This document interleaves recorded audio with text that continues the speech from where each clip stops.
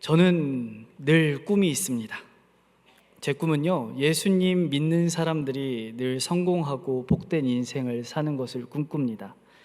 그래서 예수님을 믿는다라고 얘기한다면 인생이 풀리고 삶의 어려움이 해결되는 것, 그래서 날마다 하나님의 선하심이 우리 삶에 펼쳐지기를 늘 기도합니다. 이런 마음과 소망을 꿈꾸는 중에 제가 청년부 사역을 하면서 한 청년이 프로 골퍼로 데뷔했습니다. 2019년도 20살에 바로 프로 데뷔를 하게 되었는데, 데뷔를 하면서 인터뷰에서 이렇게 이야기했습니다.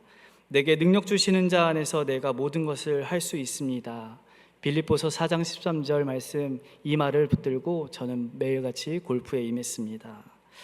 그러면서 하나님이 늘 자신의 연습과 경기에 임할 때마다 함께 해주셨다, 이렇게 고백하는 것이죠. 하지만 데뷔하고 나서요, 이 청년이요, 코로나가 터지고 훈련도 제대로 할 수 없게 되었고요, 훈련이 제대로 안 되니까 프로 경기에 나가서는 생각만큼 실력이 나오지 않았습니다. 그렇게 2년여의 시간이 흘러갈 때쯤에 하루는 주일 예배가 끝나고 집에 돌아가는 차 안에서 전화를 받았습니다. 목사님, 지금 우리 그 프로 선수가 곧 우승에 가까워진 것 같습니다. 지금 기도해 주세요. 그 부모님의 전화였습니다. 얼마나 간절했는지요. 기도하고 집에 돌아가서 바로 TV를 켰습니다. 저는 골프의 기억자도 모르는 사람입니다. 근데 2002년 월드컵보다 더 간절하게 그 경기를 보았던 것 같습니다. 그리고 마지막 샷을 홀에 집어넣는 순간이요, 그 갓난아기 지호를 붙들고, 지호야 봐봐, 아빠 교회 청년이 우승을 했어. 알지도 못하는 그 아이에게 이렇게 막 떠들어댔던 것이죠. 그날 제가 우승한 것도 아니었는데요, 얼마나 기쁘고 행복했는지, 그 청년이 우승한 게 너무 기뻐서 그 청년의 영상을 다운받아다가 그 마지막 홀샷을 넣는 것을 다 편집해가지고요, 영상에 이 청년이 처음에 인터뷰했던 모든 것이 하나님의 능력이었다라는 이 빌립보서 구절을 넣어가지고 영상을 선물로 주었습니다. 그리스도인들의 삶의 하루하루가 이렇게 성공의 사례들로 가득했으면 좋겠습니다. 성공이 가득한 인생이라고 얘기한다면 누구에게나 우리는 쉽게 예수 믿으세요 얘기할 수 있지 않을까요?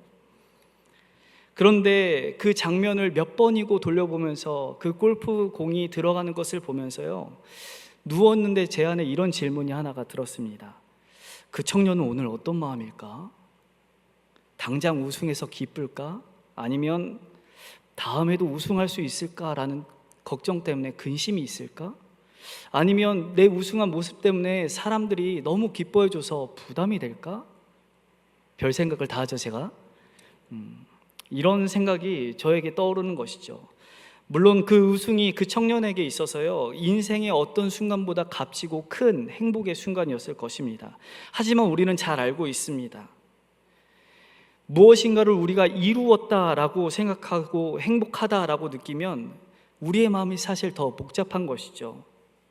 그리고 그 이루게 된 기쁨과 사실이 전부가 아니라 그 뒤에 있는 우리를 향한 또 다른 두려움과 공포가 우리에게 찾아오고 있다는 것을 우리는 잘 압니다. 그래서 심리학자 에이리 프롬은 인간은 자기가 원하는 것을 다 이루었을 때 더 큰 절망을 한다라고 이야기합니다. 우리는 절망이 어떤 실패나 좌절에서 온다라고 생각하는데, 오히려 그는 우리가 성공했을 때 더 큰 절망과 아픔이 찾아온다라고 얘기하는 것이죠. 왜 그럴까요? 인생이 성공을 향해 그것이 도착점이라고 생각하고 달려갔기 때문에 그렇습니다. 성공 그 자체로는 우리 인생에 큰 의미를 주지 못하는 것인데, 우리 인생의 성공이 우리 인생을 해석한다라고 생각을 하고 우리의 존재의 이유가 성공이라고 이야기를 하다 보니 성공하기만 하면 기쁠 줄 알았으나 되려 근심과 걱정과 두려움이 우리에게 온다라는 것이죠. 마치 바다 한가운데 표류하기 시작해서 이 목마른 자가 갈증을 해결하기 위해 바닷물을 퍼마시면 어떻게 합니까? 당장의 시원한 갈증을 해결하는 것처럼 느낄 수 있겠지만 더 큰 갈증으로 끊임없이 우리는 힘들어하는 것이죠.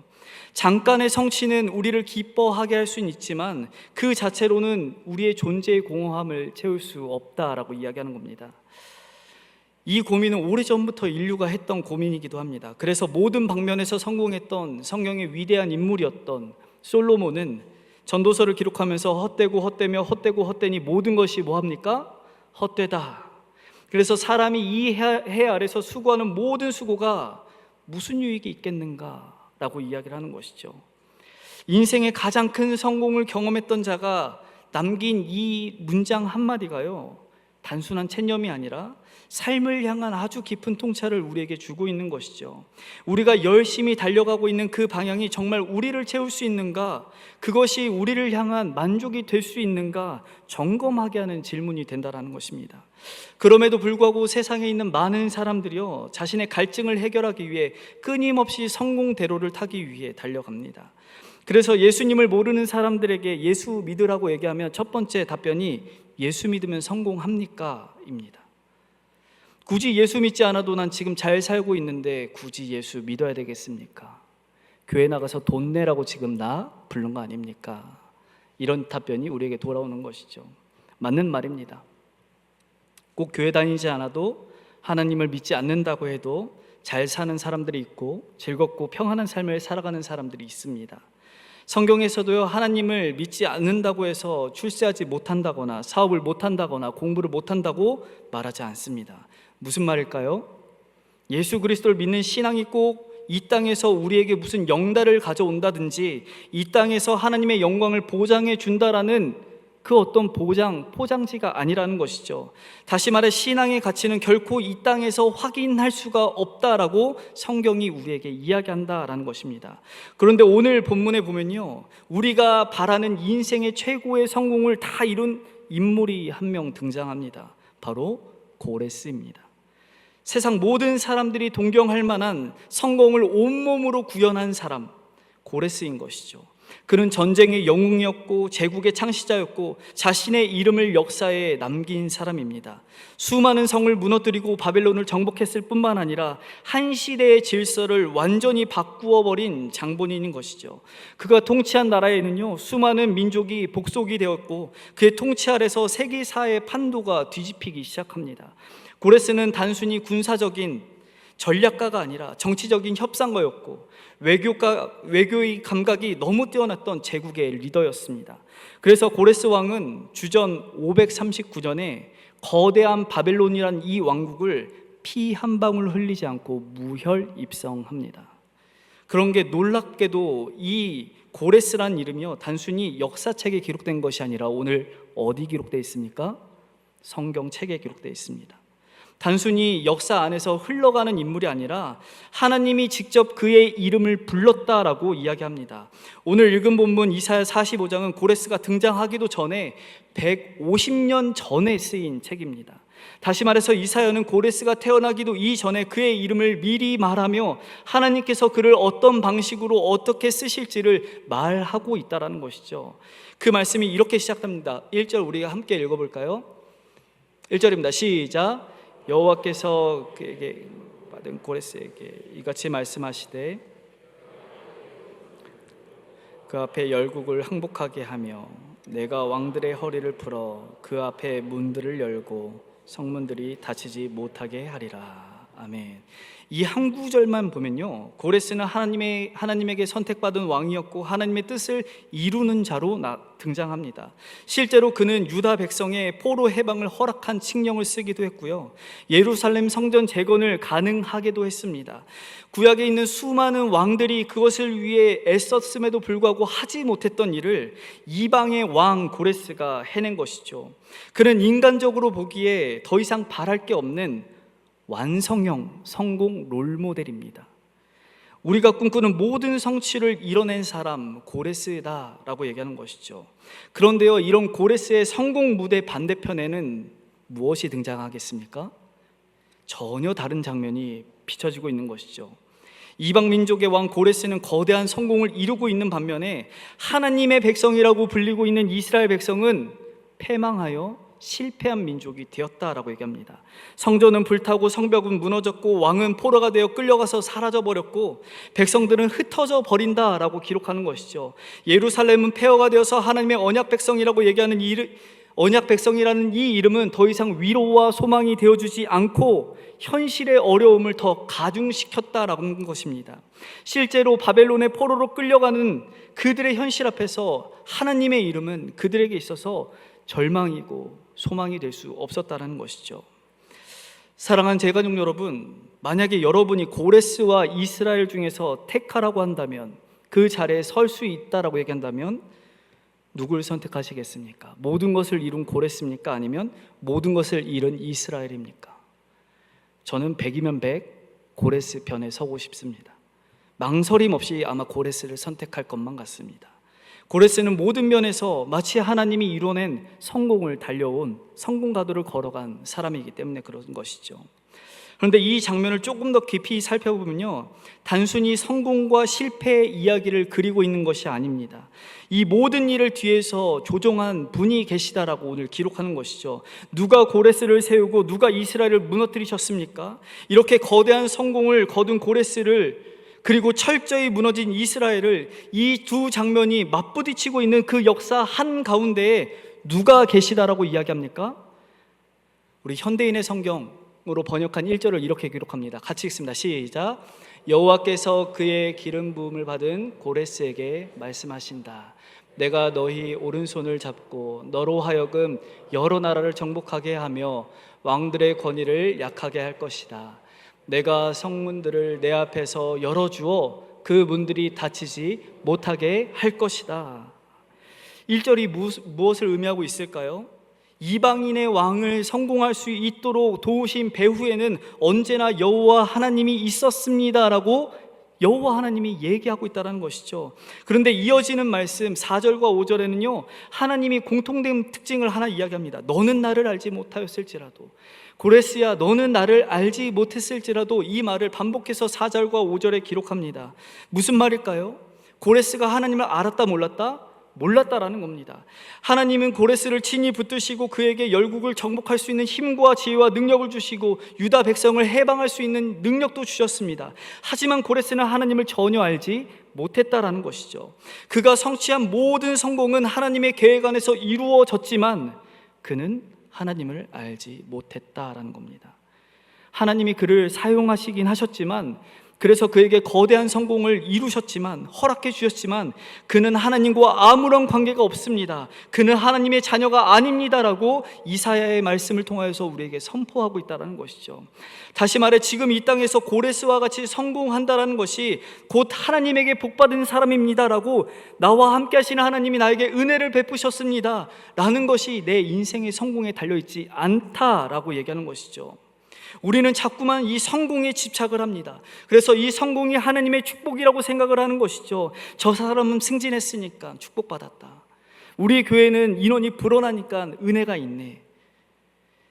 저 가정엔 안정되었으니까 하나님의 축복이 임했다. 하나님이 함께 하신다. 우린 이야기하는 것이죠. 근데 진짜 중요한 것이 무엇이겠습니까?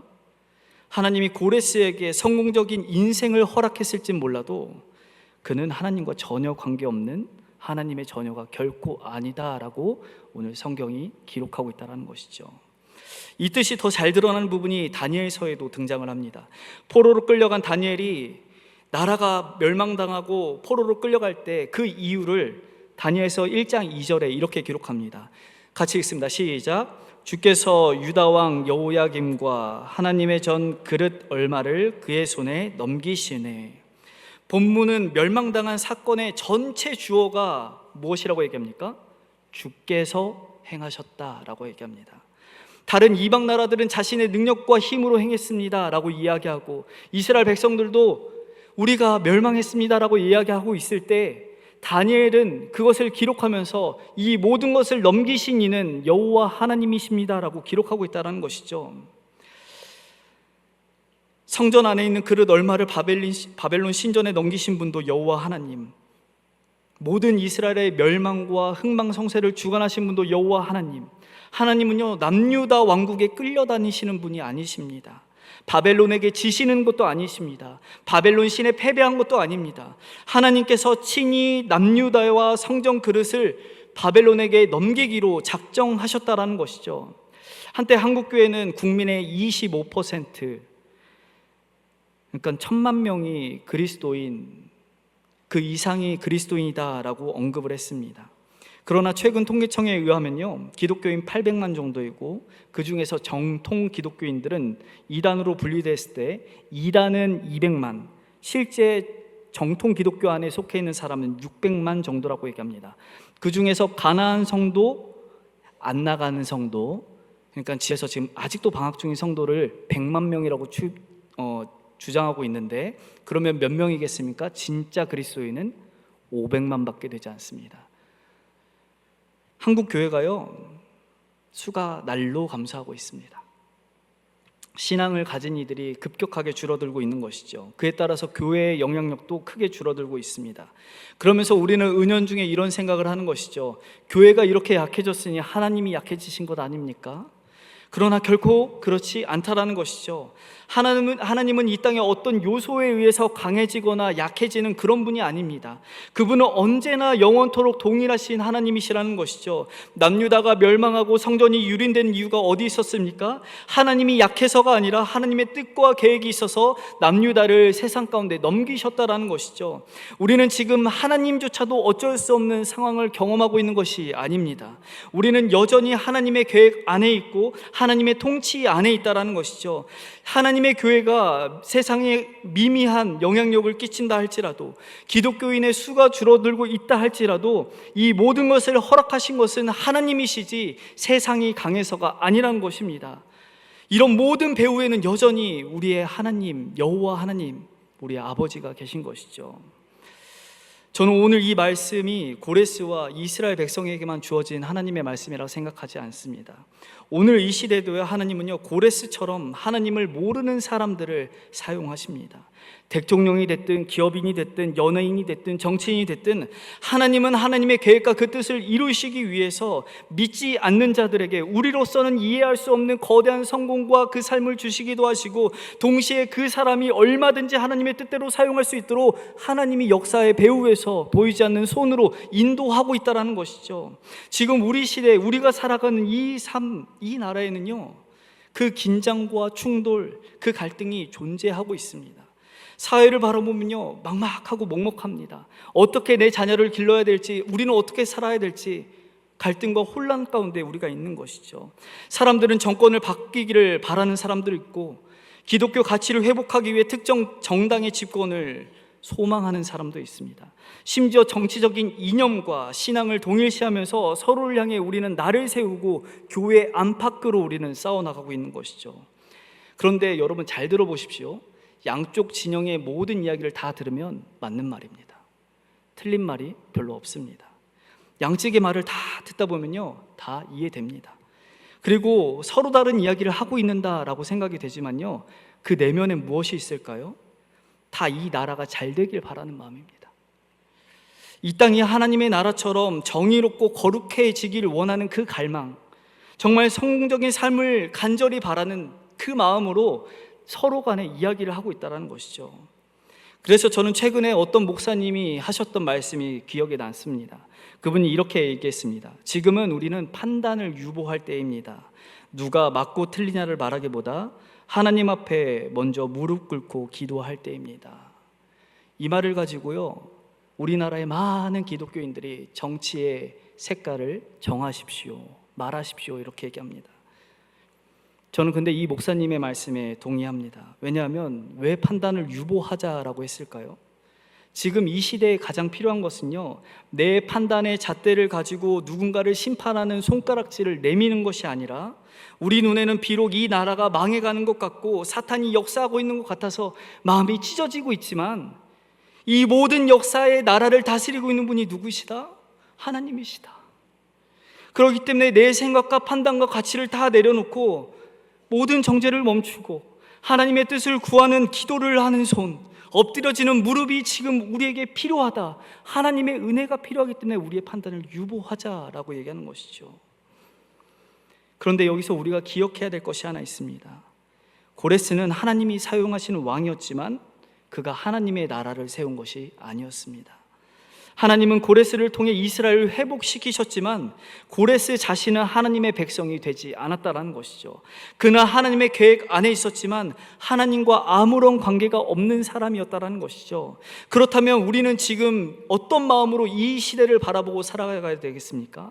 어떤 정당이 정권을 잡고 누가 권력자가 되든지 이 나라의 역사를 프로듀싱하고 계시는, 이 나라를 만들어가고 계시는 분 하나님이시구나라고 우리는 믿고 가야 되는 것이죠.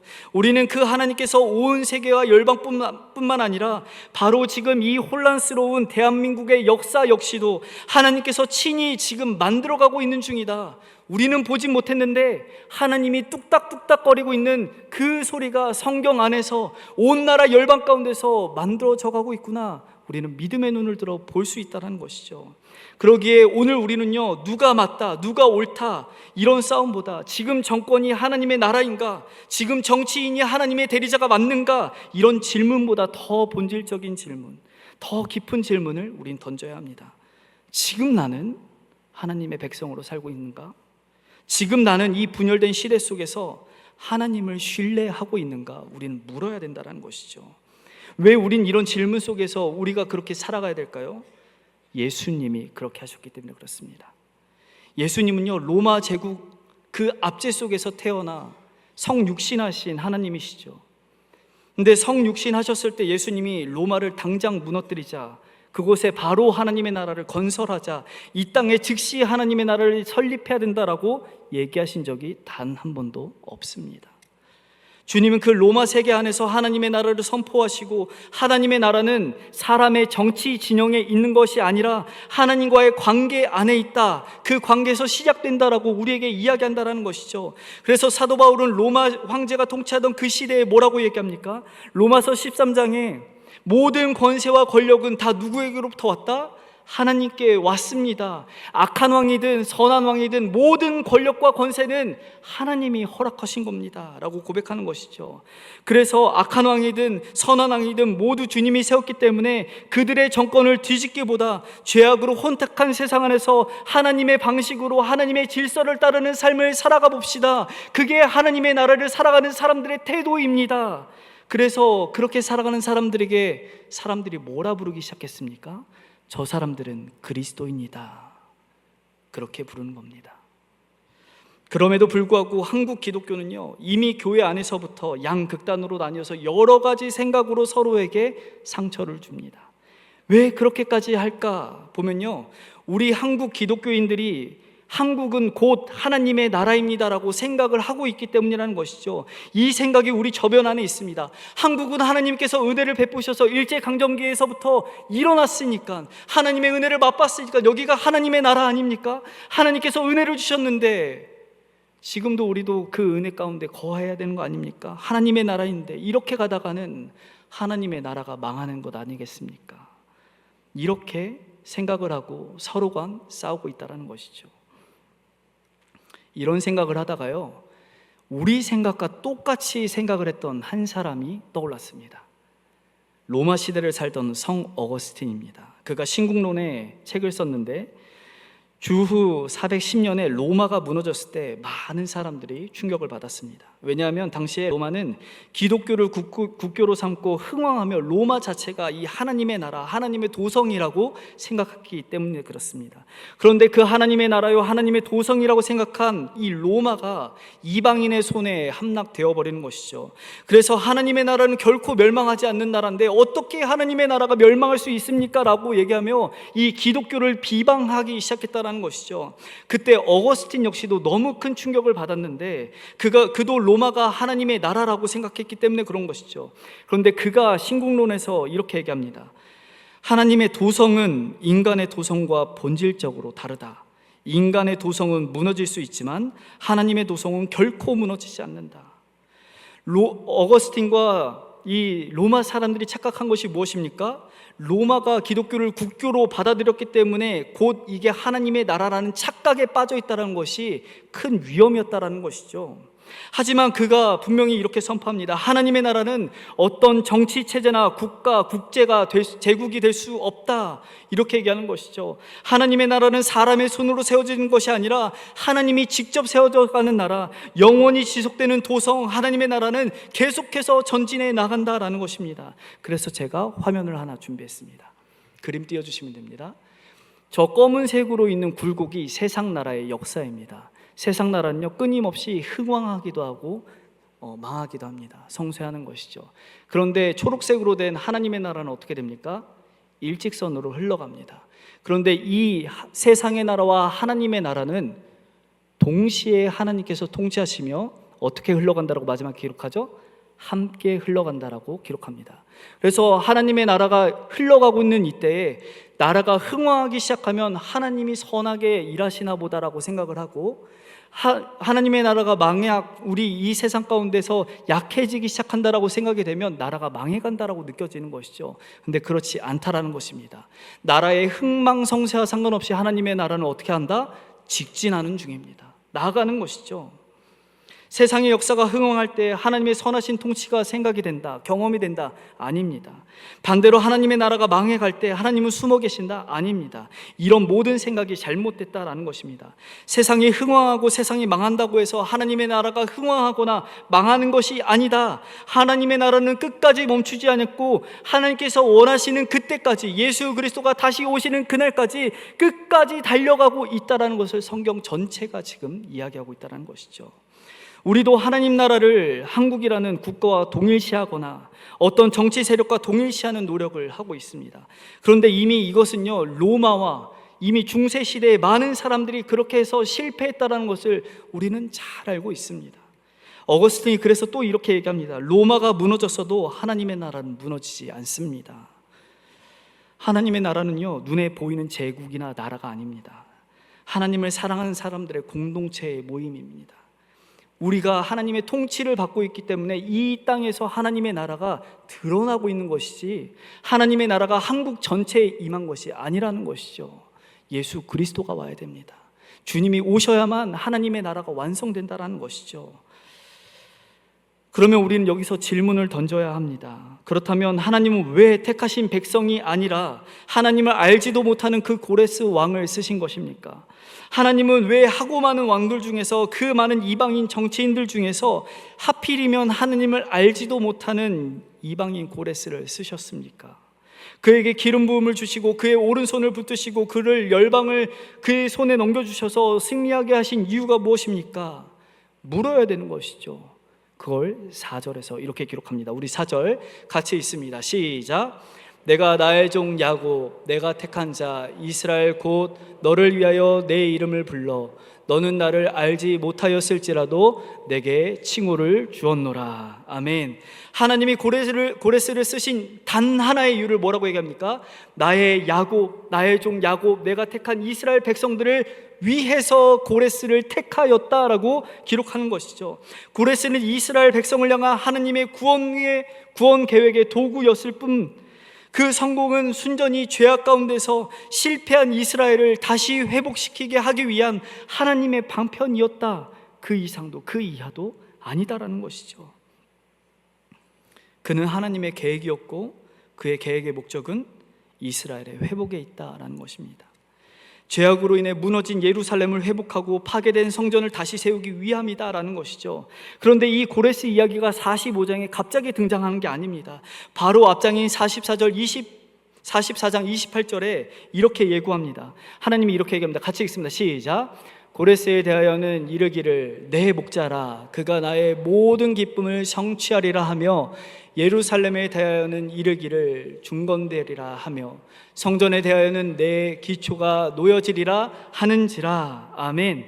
하나님이 고레스를 통해 이루고자 하신 목적이 딱 하나 있고 그것을 이루기 위해서 분명하게 일하신다는 것이죠. 그게 정치적인 독립이 아니라 민족의 해방이 아니었습니다. 이스라엘의 회복이 그 목적이었다는 것이죠. 예루살렘의 회복, 성전의 회복, 예배의 회복, 다시 말해 하나님과의 관계의 중심을 회복시키기 위해, 하나님의 자녀들을 회복시키기 위해 하나님은 그 목적 가운데 믿지 않는 고레스에게 성공을 허락하시고 모든 나라를 허락하셨다라는 것이죠. 결국 하나님 안에서 무너진 우리의 삶을 회복시키기 위해서 이방 왕을 선택하셨다는 겁니다. 그렇다면 오늘 우리의 삶에도 많이 흔들리고 있는, 정말 정치적으로, 사회적으로, 문화적으로 혼탁해서 우리 역시도 흔들리고 넘어져 있는 이때에 하나님이 보이지 않는 손으로 역사하고 계신다면 우리 안에는 무엇이 무너졌기에 하나님이 이토록 흔들고 계시는지 여러분 생각해 보신 적 있으십니까? 우리 안에도 무언가가 무너져 있는 것이죠. 한국 기독교인들에게 무너져 있는 것이 무엇이길래 하나님이 이렇게까지 하시나, 제가 5가지로 정리해 봤습니다. 첫 번째는요, 우리의 정체성입니다. 세상과 끊임없이 내 모습을 비교해 가면서 내가 누구인지를 잃어버리는 정체성. 나는 성공하지 못했는데 왜 저 사람은 성공합니까? 예수 잘 믿은 나는 성공이 없는데 저 예수 믿지 않은 사람은 왜 성공합니까? 라는 비교 의식에 의해서 하나님의 자녀인 기쁨과 건세와 특권은 다 버려두고 담대함보다는 죄책감과 불안함, 두려움으로 우리는 정체성을 잃어버렸다라는 것이죠. 이렇게 정체성을 잃어버리니까 무엇이 무너질까요? 우리의 예배와 경건이 무너집니다. 제가 코로나 이야기하는 거 진짜 별로 안 좋아하는데요, 이 코로나 이후에 이 온라인 예배가 활성화되면서요, 우리 예배가 어떻게 되었을까요? 우리 예배가 선택 가능한 하나의 컨텐츠로 바뀌었습니다. 우리는 얼마든지 집에서 편하게 그래 뭐 유튜브로 그냥 예배 드리면 되지. 여러분 이전에 그런 생각 해보신 적 있으십니까? 없죠. 그런데 예배를 하나의 컨텐츠로 우리는 전락시켜 버렸습니다. 그런가 하면 정체성이 무너지고 예배와 경건 생활이 무너지니까 무엇이 무너졌을까요? 교회 공동체가 무너졌습니다.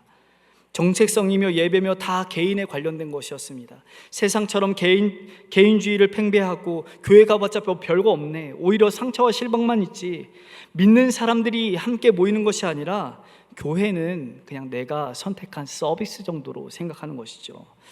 교회 공동체를 그 정도로 생각하고 교회를 안 나오는 겁니다. 그래서 제가 교회를 안 나가는 청년들에게 물어봤습니다. 야, 너 왜 교회 안 나오냐? 뭐라고 대답하는지 아십니까? 목사님, 제가 교회를 안 나가는 이유가요, 교회가 세상과 별반 다를 바 없고 교회만 가면 상처를 받습니다. 안 갈랍니다. 제가 이런 말을 들을 때 아, 그랬구나, 앞에서 이렇게 얘기하고요, 속으로 이렇게 묻습니다.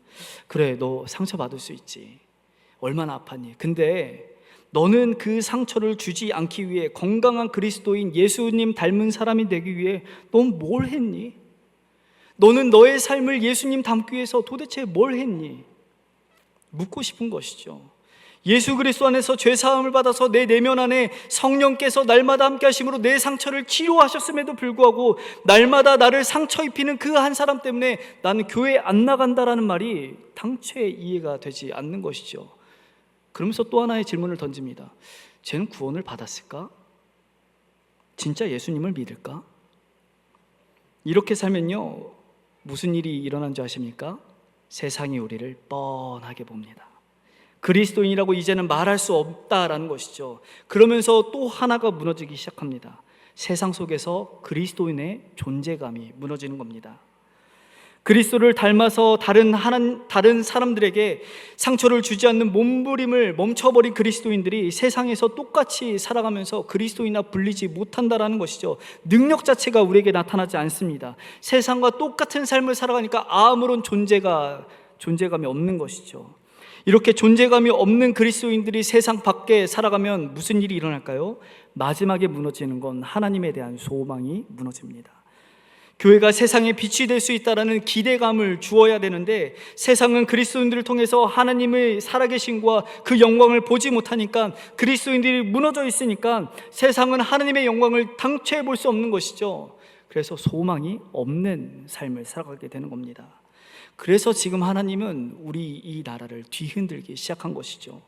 대한민국 곳곳이 흔들리고 고레스와 같은 사람들이 세워짐으로 하나님이 지금 우리에게 하고 싶은 것은요, 우리의 신앙을 회복시켜주고 싶은 것이죠. 우리의 정체성과 예배와 교회와 공동체, 세상 속의 그리스도인으로서 나의 삶, 그 존재감, 하나님 나라의 소망을 우리에게 회복시켜주기 위해서 지금 어려운 순간들로 하여금 우리에게 하나님께서 은혜를 베풀고 있다는 것입니다. 그럼 이제 우리가 어떻게 해야 되겠습니까? 하나님이 고레스를 들어쓰시고 이 정치와 문화를 뒤흔드시기까지 이루시고자 하는 하나님의 회복이 신앙의 회복이라고 얘기한다면 우리가 진짜 회복해야 될 신앙의 회복이 무엇이겠습니까? 우리는 날마다 회복이라는 말을 자주 쓰지만 이게 감정적인 회복을 이야기하는 게 아닙니다. 무너진 이 5가지를 다시 세우기 위해서 가장 먼저 회복해야 될 게 딱 한 가지, 바로 하나님의 주권에 대한 믿음입니다. 우리가 정체성을 잃어버리고 예배가 형식이 되고 공동체가 피곤하고 세상 속에서 존재감을 잃어가면서 하나님 나라에 대한 소망이 없는 이유가 무엇입니까? 이 땅을 하나님이 지금 다스리지 않는다라고 우리가 생각하기 때문에 그런 거 아니겠습니까? 눈에 보이는 현실에만 갇혀서 하나님을 보지 못하고 있기 때문에, 하나님의 보이지 않는 손을 우리가 믿지 않기 때문에 우리가 지금 낙심하고 있다는 것이죠. 우리는 지금도 고레스를 들어쓰시며 여전히 살아계신 그 하나님, 우리 시대를 이끌고 계신 그 하나님이 지금 여기도 계시다는 것을 믿으시길 간절히 소망합니다. 내가 처한 직장, 학교, 가정 어느 곳에서든지 그 하나님이 계십니다. 하나님의 주권 바깥에 있는 세상은 없습니다. 지금 억울한 일 당하셔서 하나님 없다라고 생각하시는 분, 답답한 상황 속에서 혼자 버려져 있다라고 생각이 되시는 분, 그래도 기억하십시오. 모든 상황을 주관하시는 분은 하나님 한 분이십니다. 우리가 회복해야 될 것은요, 고레스처럼 성공해야 되는 삶이 아닙니다. 내가 높은 위치에 올라가서 하나님의 영광을 드러낼 수 있겠지, 아닙니다. 틀렸습니다. 실패하고 넘어져도 끊어지지 않는 그 하나님의 사랑, 그리고 온 우주 만물을 권능의 팔로 다스리시는 그 하나님이 지금도 나의 나라, 이 대한민국을 다스리고 나의 삶을 주관하고 있다는 그 사실을 믿음으로 그분의 통치가 지금도 내 삶의 모든 영역에 다스려서 나는 그분의 통치를 받길 원합니다라는 그 하나님의 주권을 믿을 때, 그 믿음의 삶을 우리가 살아갈 때 하나님의 선하심이 우리 삶에 드러난 줄 믿으시길 소망합니다. 그 믿음이 회복되어야만 우리가 다시 서게 되는 것이죠.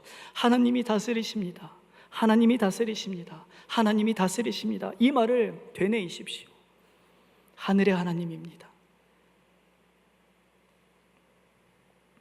하나님은 여전히 주님의 자녀들을 통치하고 회복하시며 새롭게 하십니다. 무너진 여러분의 삶의 영역을 보고 절망하지 마십시오. 예수를 믿지 않음에도 불구하고 성공하여 이 세상을 주도하는 사람들 때문에 낭망하지 마십시오. 하나님의 주권이 살아있다는 사실과 하나님의 주권을 믿으며 그 주님의 발걸음을 따라가는 우리 모두, 그때가 회복인 줄 믿으시길 소망합니다. 이제 말씀을 마무리하려고 하는데요, 사랑하는 제가족 여러분, 이 고레스는 하나님을 몰랐지만 쓰임을 받았습니다. 우리는 하나님을 아는데 우리의 삶의 형편은 녹록하지 않습니다.